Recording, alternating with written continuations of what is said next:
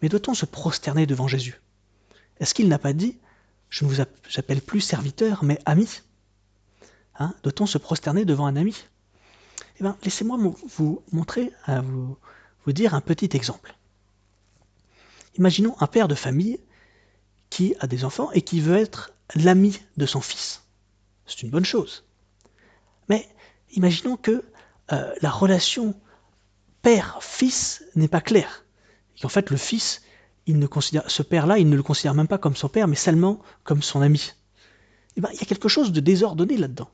Petit à petit, il va le considérer comme son pote, et puis il va lui manquer de respect, et il y a quelque chose qui ne sera pas clair, pas ordonné là-dedans.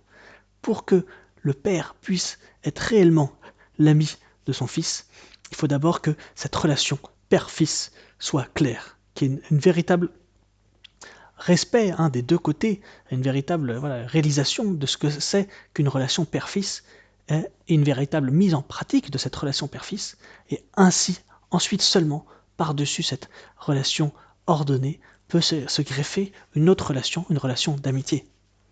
Eh bien, c'est pareil pour nous avec Dieu. Parfois, malheureusement, nous l'oublions, et nous considérons Dieu simplement comme notre ami ou notre pote, sans le considérer et lui donner toutes les marques de respect dues à Dieu. Et ça, c'est très important. Si on ne reconnaît pas et qu'on n'agit pas envers Dieu comme ce qu'il est, c'est-à-dire notre Dieu et Créateur, nous ne pourrons pas jamais avoir une réelle relation d'amitié avec lui. Et ça, c'est très important. Il faut d'abord le reconnaître comme notre Dieu pour qu'ensuite nous puissions le reconnaître comme notre ami. Sinon, ça ne marchera pas. Et cela, vous savez, nous sommes une religion de l'incarnation. Nous ne volons pas dans les hautes sphères, dans les idées, non.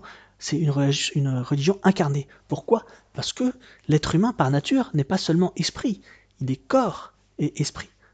Donc, ce que nous considérons intellectuellement par notre esprit, nous devons aussi le mettre en pratique dans notre corps. Sinon, il y a une dissonance, il y a encore une fois un désordre qui se crée. Et donc nous devons manifester notre adoration à Dieu, notre relation à Dieu par des actes physiques.